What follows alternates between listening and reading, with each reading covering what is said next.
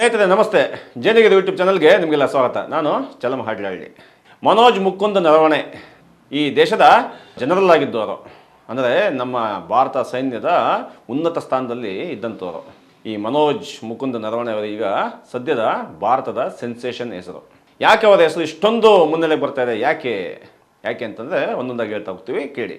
ಅದು ಫೆಬ್ರವರಿ 2, ಅಂದರೆ ಇದೇ ತಿಂಗಳ ಫೆಬ್ರವರಿ 2, 2026ಕ್ಕೆ ಕಾಂಗ್ರೆಸ್ನ ರಾಹುಲ್ ಗಾಂಧಿಯವರು ಕೆಲವು ಪುಸ್ತಕದ ಹಾಳೆಗಳನ್ನು ಇಟ್ಕೊಂಡು ಬಂದು ಸಂಸತ್ತಿನಲ್ಲಿ ಪ್ರಸ್ತಾಪ ಮಾಡ್ತಾರೆ. ಏನಂತ?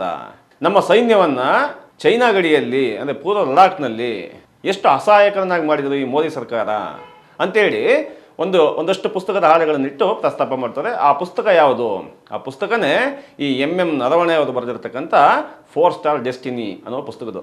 ಸೊ ಅದಾದ ನಂತರ ಫೆಬ್ರವರಿ 2ಕ್ಕೆ ಯಾವಾಗ ರಾಹುಲ್ ಗಾಂಧಿ ವಿಚಾರನ ಪ್ರಸ್ತಾಪ ಮಾಡಿದ್ರು, ಅದಾದ ನಂತರ ಯಾರಿದು ಏನು ಅಂತೇಳಿ ಎಲ್ಲ ಕಡೆ ಸೋಷಿಯಲ್ ಮೀಡಿಯಾ ಅಲ್ಲಿ ಇಲ್ಲಿ ಎಲ್ಲ ಕಡೆ ಸರ್ಚ್ ಮಾಡಿದಾಗ ಗೊತ್ತಾಯಿತು, ಈ ಪುಸ್ತಕ 2023 ಫೆಬ್ರವರಿ 2023, ಅಂದರೆ 3 ವರ್ಷಗಳ ಹಿಂದೆನೇ ನರವಣೆಯವರೇ ತಮ್ಮ ಪೋಸ್ಟ್ನಲ್ಲಿ ಪೋಸ್ಟ್ ಮಾಡಿದ್ದಾರೆ. ಏನಂತ? ಪುಸ್ತಕ ಲಭ್ಯ ಇದೆ, ನೀವು ಈ ಪುಸ್ತಕವನ್ನು ತಗೊಂಡು ಓದಿ, ಕೆಳಗಡೆ ಲಿಂಕ್ ಇದೆ, ಆ ಲಿಂಕಲ್ಲಿ ನೀವು ಪುಸ್ತಕವನ್ನು ಕೊಳ್ಳಬಹುದು ಅಂತೇಳಿ ನರವಣೆಯವರೇ ಖುದ್ದು ಪೋಸ್ಟ್ ಮಾಡಿದ್ದಾರೆ. ಆ ಪೋಸ್ಟ್ ಮೇಲೆ ಆ ಲಿಂಕ್ ಇತ್ತಲ್ಲ, ಆ ಲಿಂಕಲ್ಲಿ ಕ್ಲಿಕ್ ಮಾಡಿ ನಾನು ಪುಸ್ತಕ ತರಿಸ್ಕೊಂಡೆ, ಆ ಪುಸ್ತಕ ತರಿಸ್ಕೊಂಡಿದ್ದ ಕಾರಣಕ್ಕೋಸ್ಕರ ಅಂತೇಳಿ ರಾಹುಲ್ ಗಾಂಧಿ ಅವರು ಪ್ರಸ್ತಾಪ ಮಾಡ್ತಾರೆ. ಇದಾದ ನಂತರ ಇಡೀ ದೇಶದಲ್ಲಿ ದೊಡ್ಡ ಸಂಚಲನ ಆಗುತ್ತೆ. ಏನಿದು ಕತೆ ಅಂತೇಳಿ. ಅದಾದ ನಂತರ ಸಿನಿಮೀಯ ರೀತಿಯಲ್ಲಿ ಇದು ಬದಲಾವಣೆಗಳಾಗ್ತಾ ಹೋಗ್ತವೆ. ಯಾವ ರೀತಿ ಅಂತಂದರೆ ಫೆಬ್ರವರಿ 2ಕ್ಕೆ ರಾಹುಲ್ ಗಾಂಧಿ ಪ್ರಸ್ತಾಪ ಮಾಡ್ತಾರೆ.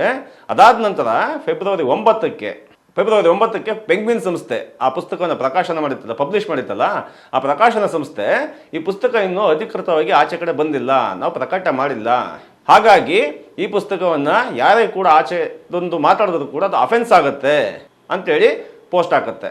ಯಾವುದು? ಪೆಂಗ್ವಿನ್ ಸಂಸ್ಥೆ 2023 ಪೋಸ್ಟ್ ಹಾಕುತ್ತೆ, ಆ ಲಿಂಕು ಕೊಡ್ತಾರೆ. ಆವಾಗ ಸುಮ್ಮನಿದ್ದಂಥ ಪೆಂಗ್ವಿನ್ ಸಂಸ್ಥೆ 2026 ಫೆಬ್ರವರಿ 9ನೇ ತಾರೀಕು ಈ ರೀತಿ ನಿಲುವು ತಗೊಳ್ಳೋದಕ್ಕೆ ಏನು ರೀಸನ್ನು, ಏನು ಕಾರಣ?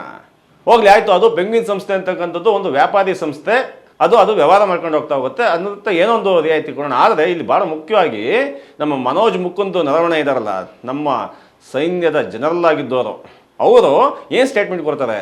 ಅವ್ರ ಮೇಲೆ ಎಲ್ಲರ ಕಣ್ಣು ಇತ್ತು, ಇವರು ಯಾವ ನಿಲುವು ತಗೊಂತಾರೆ ಅದ್ರ ಮೇಲೆ ನಮ್ಮ ಘನತೆ ನಿರ್ಧಾರ ಆಗುತ್ತೆ ಅಂತ. ಆದರೆ ನರವಣೆಯವರು ಏನು ಮಾಡ್ತಾರೆ, ಫೆಬ್ರವರಿ 10ಕ್ಕೆ ಈ ಪೆಂಗ್ವಿನ್ ಸಂಸ್ಥೆ ಇದೆಯಲ್ಲ, ಆ ಪೆಂಗ್ವಿನ್ ಸಂಸ್ಥೆ ಹೇಳಿದಂಥ ಹೇಳಿಕೆಯನ್ನು ಕೋಟ್ ಮಾಡ್ತಾ ಇರ್ತಾರೆ. ನಾನು ಪೆಂಗ್ವಿನ್ ಸಂಸ್ಥೆ ಪರವಾಗಿದ್ದೀನಿ, ಆ ಮಾರಾಟ ಆಗಿರ್ಬೋದು, ಮತ್ತೊಂದಾಗಿರ್ಬೋದು, ಪುಸ್ತಕ ಪಬ್ಲಿಷ್ ಮಾಡೋದು ಬಿಡೋದೆಲ್ಲ ಆ ಪೆಂಗ್ವಿನ್ ಸಂಸ್ಥೆಗೆ ಬಿಟ್ಟಿದ್ದು, ಅದಕ್ಕೆ ನನಗೂ ಸಂಬಂಧ ಇಲ್ಲ ಅಂತ ಹೇಳ್ತಾರೆ. ಸೊ ಎಲ್ಲಿಗೆ ಬಂದು ನಿಂತ್ಕೊಳ್ಳುತ್ತೆ ಅಂತಂದರೆ, ಕೊನೆಗೆ ಪುಸ್ತಕ ಇನ್ನು ಪಬ್ಲಿಷೇ ಆಗಿಲ್ಲ, ಅದನ್ನು ರಾಹುಲ್ ಗಾಂಧಿ ಅವರು ಸಂಸತ್ತಲ್ಲಿ ಪ್ರಸ್ತಾಪ ಮಾಡಿರೋದು ಭಾಳ ಅಪರಾಧ. ಆ ಕಾರಣಕ್ಕೋಸ್ಕರ ಡೆಲ್ಲಿ ಪೊಲೀಸ್ನವರು ರಾಹುಲ್ ಗಾಂಧಿ ಸೇರಿದಂತೆ ಎಷ್ಟು ಜನ ಆ ಪುಸ್ತಕದ PDF-ಗಳನ್ನು, ಎಷ್ಟು ಜನ ಆ ಪುಸ್ತಕವನ್ನು ಕೊಂಡಿದ್ದಾರೆ ಅವ್ರ ಮೇಲೆಲ್ಲ ಕೇಸ್ ಹಾಕ್ತಕ್ಕಂಥ ಕೆಲಸವನ್ನು ಶುರು ಮಾಡಿದ್ದಾರೆ. ಇದರ ಬಗ್ಗೆ ಸಂಪೂರ್ಣ ತನಿಖೆ ಆಗಬೇಕಾಗತ್ತೆ, ನರವಣೆಯವರು ಕೂಡ ಇದಕ್ಕೆ ಉತ್ತರ ಕೊಡಬೇಕಾಗತ್ತೆ. ಇದರ ಬೆನ್ನಲ್ಲೇ ಸ್ನೇಹಿತರೆ ಕೆಲವೊಂದು ವಿಚಾರಕ್ಕೆ ಸ್ಪಷ್ಟನೆ ಬೇಕಾಗುತ್ತೆ. ಯಾಕೆ ಈ ಪುಸ್ತಕ ಎಷ್ಟು ಚರ್ಚೆಗೆ ಬಂತು ನಿಮಗೆ ಈಗಾಗಲೇ ಗೊತ್ತಿರುತ್ತೆ, ಅದು ಇನ್ನೊಮ್ಮೆ ಚಿಕ್ಕದಾಗಿ ಹೇಳ್ತೀವಿ ಕೇಳಿ. ಆ ಪುಸ್ತಕದಲ್ಲಿ ನರವಣೆಯವರು ಭಾಳ ಗಂಭೀರವಾದ ಆರೋಪವನ್ನು ಮಾಡಿದ್ದಾರೆ. ಯಾವುದು? ಈ ಮೋದಿ ಸರ್ಕಾರದ ಮೇಲೆ. ಏನಂತ ಆರೋಪ ಮಾಡಿದ್ದಾರೆ? ನಾವು ಪೂರ್ವ ಲಡಾಖ್ನಲ್ಲಿ ಚೀನಾದ ಸೈನ್ಯ ಹೊರಗಡೆ ನುಸುಳಿ ಯುದ್ಧ ಮಾಡೋದಕ್ಕಿಂತ ಶುರು ಮಾಡಿದಾಗ ನಾವು ದೇಶದ ರಕ್ಷಣಾ ಸಚಿವರಿಗೆ ಕಾಂಟ್ಯಾಕ್ಟ್ ಮಾಡೋದಕ್ಕೆ ಪ್ರಯತ್ನ ಮಾಡಿದ್ವಿ, ನಾವೇನು ಮಾಡಬೇಕು ಅಂತೇಳಿ. ಅದಾದ ನಂತರ ಮತ್ತೆ 3 ಸರಿ 4 ಸರಿ ಕಾಲ್ ಮಾಡಿದ್ರು ಕೂಡ ಯಾರು ಕೂಡ ನಮಗೆ ರೆಸ್ಪಾನ್ಸ್ ಮಾಡಲಿಲ್ಲ. ಕೊನೆಗೆ ಖುದ್ದು ಮೋದಿ ಅವರೇ ನಿಮಗೆ ಹೆಂಗೆ ಬೇಕು ಹಂಗೆ ಮಾಡ್ಕೊಳ್ಳಿ ಅನ್ನುವ ನಿರ್ದೇಶನ ಕೊಟ್ಟರು. ಈ ಥರ ಮಾತುಗಳನ್ನು ಉಲ್ಲೇಖ ಮಾಡಿದ್ದಾರೆ. ಯಾವುದು? 4 ಸ್ಟಾರ್ ಡೆಸ್ಟಿನಿ ಅನ್ನುವ ಪುಸ್ತಕದಲ್ಲಿ ನರವಣೆಯವರು. ಇದು ಬಹಳ ಮುಖ್ಯವಾದ ವಿಚಾರ. ಯಾಕೆ ಅಂತಂದರೆ ನಮ್ಮ ಭಾರತದ ಸೈನ್ಯ ಇಡೀ ವಿಶ್ವದಲ್ಲೇ ಅತ್ಯಂತ ಗಟ್ಟಿಗಿತ್ತಿ ಸೈನ್ಯ ಅನ್ನೋ ಹೆಸರು ಪಡ್ಕೊಂಡಿರ್ತಕ್ಕಂಥದ್ದು. ಇವತ್ತು ಕೂಡ ನಮ್ಮ ಭಾರತೀಯ ಜನಕ್ಕೆ ಇವತ್ತು ಕೂಡ ನಾವು ಇವತ್ತು ನೆಮ್ಮದಿಯಾಗಿ ಕೂತಿದ್ದೀವಿ, ಮಾತಾಡ್ತಿದ್ದೀವಿ ಅಂತಂದರೆ ಅದಕ್ಕೆ ಕಾರಣ ನಮ್ಮ ಭಾರತದ ಸೈನ್ಯ. ಅಂತಹ ಒಂದು ಸೈನ್ಯ ಅಸಹಾಯಕವಾಗಿತ್ತ? ಅವ್ರ ಕೈಲಿ ಏನು ಮಾಡೋಕ್ಕಾಗದಿರ್ತಕ್ಕಂಥ ಸ್ಥಿತಿಗೆ ಈ ಸರ್ಕಾರ ಅವರನ್ನು ನೂಕಿತ್ತ? ಇಂಥ ಪ್ರಶ್ನೆಗಳಿಗೆ ಉತ್ತರ ಹುಡುಕಬೇಕಾಗಿತ್ತು. ಇದು ಭಾಳ ಗಂಭೀರವಾದ ವಿಚಾರ. ಆ ಕಾರಣಕ್ಕೋಸ್ಕರನೇ ಅದ್ರ ಜೊತೆಗೆ ಅವರು ಅಗ್ನಿಪಥ್ ಅನ್ನೋ ಒಂದು ಯೋಜನೆಗಳ ಬಗ್ಗೆ ಕೂಡ ಆ ಪುಸ್ತಕದಲ್ಲಿ ಪ್ರಸ್ತಾಪ ಮಾಡಿದ್ದಾರೆ. ಮೋದಿ ಸರ್ಕಾರದ ಭಾಳ ಮಹತ್ವಾಕಾಂಕ್ಷೆ ಅಂತಂದರೆ ದಾರಿ ತಪ್ಪಿಸ್ತಕ್ಕಂಥ ಯೋಜನೆಗಳಲ್ಲಿ ಅಗ್ನಿಪಥ್ ಅನ್ನುವ ಯೋಜನೆಯದು ಕೂಡ ಬಹುಪಾಲು. ಈ ದೇಶದ ಯುವಕರನ್ನು ಟ್ರೈನಿಂಗ್ ಕೊಟ್ಟು ನೇರವಾಗಿ ಸೈನ್ಯ ಕಳಿಸ್ತೀವಿ ಅನ್ನೋ ರೀತಿಯಲ್ಲಿ ಮಾತಾಡಿದಂಥ ಒಂದು ಯೋಜನೆ ಅದು. ಅದರ ಬಗ್ಗೆ ಸೈನ್ಯದ ಜನರಲ್ ಆಗಿದ್ದಂಥ ನರವಣೆಯವರು ಭಾಳ ತೀವ್ರವಾದ ಆಕ್ಷೇಪವನ್ನು ವ್ಯಕ್ತಪಡಿಸ್ತಾರೆ ಆ ಪುಸ್ತಕದಲ್ಲಿ. ಅದು ಅವರ ಆತ್ಮಚರಿತ್ರೆ 4 ಸ್ಟಾರ್ ಡೆಸ್ಟಿನಿ ಅನ್ನೋದು. ಆದರೆ ಆ ಪುಸ್ತಕದಲ್ಲಿ ಇಷ್ಟೆಲ್ಲ ಅಂಶಗಳಿದ್ದು ಮೋದಿ ಸರ್ಕಾರಕ್ಕೆ ಮುಜುಗರ ಉಂಟು ಮಾಡುತ್ತೆ.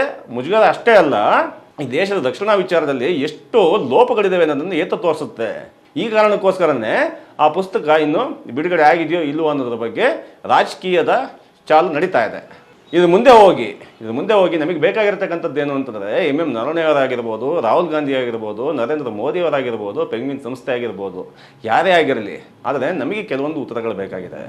ಯಾವ ಉತ್ತರಗಳವು ನಮಗೆ ಬೇಕಾಗಿರ್ತಕ್ಕಂಥದ್ದು? ಆ ಪುಸ್ತಕದಲ್ಲಿ ಉಲ್ಲೇಖ ಮಾಡಿದಾರಲ್ಲ, ಎಂ ನರವಣೆಯವರು ಉಲ್ಲೇಖ ಮಾಡಿದ್ದಾರೆ ಅಂತ ಹೇಳಿದಾರಲ್ಲ, ಅವರು ಉಲ್ಲೇಖ ಮಾಡಿದಾರ ಇಲ್ವಾ? ಅವ್ರು ಇವತ್ತಲ್ಲ ನಾಳೆ ಅದಕ್ಕೆ ಉತ್ತರ ಕೊಡಲೇಬೇಕಾಗತ್ತೆ. ಯಾಕೆ ಅಂತಂದರೆ ಅವರು ಈ ಸೈನ್ಯದ ಜನರಲ್ ಆಗಿದ್ದಂಥವ್ರು, ಅವರಿಗೆ ಈ ದೇಶದ ಒಂದೊಂದು ಇಂಚು ಒಂದೊಂದು ನಡೆಯೂ ಕೂಡ ಅವ್ರಿಗೆ ಗೊತ್ತಿರುತ್ತೆ. ಸೊ ಹಾಗಾಗಿ ಅವ್ರ ಮಾತು ಭಾಳ ಗಂಭೀರವಾದಂಥದ್ದು. ನಮಗೆ 2020ನೇ ಇಸ್ವಿಯಲ್ಲಿ ಲಡಾಖ್ನಲ್ಲಿ ಆದಂತಹ ಆ ಘಟನೆ ಅವರು ಉಲ್ಲೇಖ ಮಾಡಿದ್ದಾರೆ ಅಂತ ಹೇಳಲಾಗ್ತಿದೆಯಲ್ಲ, ಆ ಘಟನೆ ನಡೀತಾ ಇಲ್ವಾ? ನಿಮಗೆ ಹೆಂಗೆ ಬೇಕೋ ಹಂಗೆ ಮಾಡ್ಕೊಳ್ಳಿ ಅಂತ ಸೈನ್ಯಕ್ಕೆ ಹೇಳಿಬಿಟ್ಟು ಇವರೆಲ್ಲ ಕೈ ತೊಳ್ಕೊಂಡು ಸುಮ್ಮನೆ ಕೂತಿದ್ದ ನರೇಂದ್ರ ಮೋದಿ ಅವರು, ರಕ್ಷಣಾ ಸಚಿವರು ರಾಜನಾಥ್ ಸಿಂಗ್ ಅವರು. ಇದು ನಿಜನಾ ಅಲ್ವಾ? ಇದಕ್ಕೆ ಉತ್ತರ ಕೊಡಬೇಕಾಗಿದ್ದು ಯಾರು? ನರವಣೆಯವರೇ ಉತ್ತರ ಕೊಡಬೇಕು. ಅದಾದ ನಂತರ ಅಗ್ನಿಪಥ್ ಯೋಜನೆ ಬಗ್ಗೆ ಕೂಡ, ಅದರ ಬಗ್ಗೆಯೂ ಕೂಡ ಅವರು ಅಸಮಾಧಾನ ವ್ಯಕ್ತಪಡಿಸಿದ್ದಾರೆ. ಆದರೆ ಅವರು ನಿವೃತ್ತಿ ಆದ ನಂತರ ಈ ವಿಚಾರಗಳನ್ನು ಮಾತಾಡ್ತಾ ಇದ್ದಾರೆ. ಭಾಳ ಗಮನವಾದ ಅಂಶ ಏನು ಅಂತಂದರೆ, ಸೈನ್ಯಕ್ಕೆ ಅಷ್ಟೊಂದು ಸ್ವಾತಂತ್ರ್ಯ ಇಲ್ಲ. ಸೈನ್ಯ ಯಾವತ್ತೂ ಕೂಡ ತುಂಬ ಗೌಪ್ಯವಾಗಿ ಕೆಲಸ ಮಾಡ್ತಕ್ಕಂಥದ್ದು. ಅದರ ನಡಗಗಳಾಗಿರ್ಬೋದು, ಅದರ ಸ್ಟೆಪ್ಗಳಾಗಿರ್ಬೋದು, ಅದನ್ನು ಡಿಫೆನ್ಸ್ ಇದೆಯಲ್ಲ, ಅದು ಭಾಳ ಗೌಪ್ಯವಾಗಿ ಕೆಲಸ ಮಾಡಬೇಕಾಗತ್ತೆ. ಆ ನಂತರದಲ್ಲಿ ಕೆಲವೊಂದು ವಿಚಾರಗಳ ಬಗ್ಗೆ ಚರ್ಚೆ ಆಗ್ತಾ ಇರುತ್ತೆ. ಈ ಹಿಂದೆನೂ ಕೂಡ ಸಾಕಷ್ಟು ವಿಚಾರಗಳು ಚರ್ಚೆ ಆಗಿದೆ. ಉದಾಹರಣೆಗೆ ಹಿಮಾಲಯನ್ ಬ್ಲೆಂಡರ್ ದಳವಿ, ಜಾನ್ ಪಿ ದಳವಿ ಅನ್ನೋರು ಬರೆದಿರ್ತಕ್ಕಂಥ ಹಿಮಾಲಯನ್ ಬ್ಲೆಂಡರು ಆಗಿನ ಕಾಂಗ್ರೆಸ್ ಸರ್ಕಾರದ ಮರ್ಯಾದೆಯನ್ನು ತೆಗೆದಿರ್ತಕ್ಕಂಥದ್ದು ನಾವು ಗಮನಿಸ್ಕೋಬೇಕಾಗತ್ತೆ. ಅದಾದ ನಂತರ ಅವ್ರು ಅಷ್ಟೇ ಅಲ್ಲ, ಕೌಲ್ ಅಂತಕ್ಕಂಥವ್ರು ಕೂಡ ಅವರ ಪುಸ್ತಕದ ಮುಖಾಂತರ ಕಾಂಗ್ರೆಸ್ ಸರ್ಕಾರವನ್ನು ಭಾಳ ಮುಜುಗರಕ್ಕೆ ಸಿಲುಕಿಸಿ ಸರ್ಕಾರಕ್ಕೆ ದೇಶವನ್ನು ಆಳುವ ಯೋಗ್ಯತೆಯೇ ಇಲ್ಲ ಕಾಂಗ್ರೆಸ್ಗೆ ಅನ್ನೋ ರೀತಿಯಲ್ಲಿ ಬಿಂಬಿಸಿದ್ದು ಆಯಿತು. ಅದೇ ಈಗ ಅದೇ ರೀತಿಯಾಗಿ ಕೆಲಸಗಳಾಗಲ್ಲ. ಸೈನ್ಯದ ವಿಚಾರದಲ್ಲಿ ನಾವು ಭಾಳ ಕಟ್ನಿಟ್ಟು ಅಂತೇಳಿ ಸರ್ಕಾರ ಬಂತಲ್ಲ, ಈ BJP ಎಂದು ಮೋದಿ ಸರ್ಕಾರ ಬಂತಲ್ಲ, ಅದು ಕೂಡ ಸೈನ್ಯದ ಬಗ್ಗೆ ಪೂರ್ತಿ ಹಿಡಿತ ಹೊಂದಿಲ್ಲ ಅಂತ ನಿರೂಪಣೆ ಮಾಡೋಕ್ಕಿರ್ತಕ್ಕಂಥ ಒಂದೇ ಒಂದು ಸಾಧನ ಅಂತಂದರೆ ಈ 4 ಸ್ಟಾರ್ ಡೆಸ್ಟಿನಿ, ಈ ಎಂ ನರವಣೆಯವರದ್ದು. ಇದ್ರ ಮುಖಾಂತರ ರಾಹುಲ್ ಗಾಂಧಿ ಅವ್ರನ್ನ ಬಾಯಿ ಮುಚ್ಚಿಸ್ತಾ ಇದ್ದಾರೆ. ಇದ್ರ ಮುಖಾಂತರ ನರವಣೆಯವರ ಬಾಯಿ ಮುಚ್ಚಿಸ್ತಾ ಇದ್ದಾರೆ. ಮುಖ್ಯವಾಗಿ ಬಹಳ ಮುಖ್ಯವಾದ ಪ್ರಶ್ನೆ ಏನು ಅಂತಂದರೆ, ಸೈನ್ಯದ ಬಾಯಿ ಮುಚ್ಚಿಸುವ ಕೆಲಸವನ್ನು, ಸೈನ್ಯಾಧಿಕಾರಿಗಳ ಬಾಯಿ ಮುಚ್ಚಿಸ್ತಕ್ಕಂಥ ಕೆಲಸವನ್ನು, ಅವ್ರನ್ನ ಬ್ಲ್ಯಾಕ್ ಮೇಲ್ ಮಾಡ್ತಕ್ಕಂಥ ಕೆಲಸವನ್ನು ಈಗಿನ ಸರ್ಕಾರ ಮಾಡ್ತಾ ಇದೆಯಾ? ಯಾಕೆ ಅಂತಂದರೆ ಈ ಥರದ ಅನುಮಾನಗಳು ಬಂದೇ ಬರುತ್ತೆ. ಯಾಕೆ ಬರುತ್ತೆ ಅಂತಂದರೆ, ಇವರೇ ಖುದ್ದು ಪೋಸ್ಟ್ ಹಾಕಿದ್ದಾರೆ 2023ನೇ ಇಸ್ವಿ ಫೆಬ್ರವರಿಯಲ್ಲಿ. ಯಾರು ಎಂ ನರವಣೆ ಇದ್ದಾರಲ್ಲ, ಅವರೇ ಪೋಸ್ಟ್ ಹಾಕಿದ್ದಾರೆ, ಈ ಪುಸ್ತಕ ಲಭ್ಯ ಇದೆ ತಗೊಳ್ಳಿ ಅಂತೇಳಿ. ಆ ಪುಸ್ತಕದ ಕವರ್ ಪೇಜ್ ಕೂಡ ನೀಟಾಗಿ ಹಾಕಿದ್ದಾರೆ. ಆ ಪುಸ್ತಕ ಎಲ್ಲಿ ಸಿಗುತ್ತೆ ಅಂತ ಲಿಂಕ್ ಕೂಡ ಹಾಕಿದ್ದಾರೆ.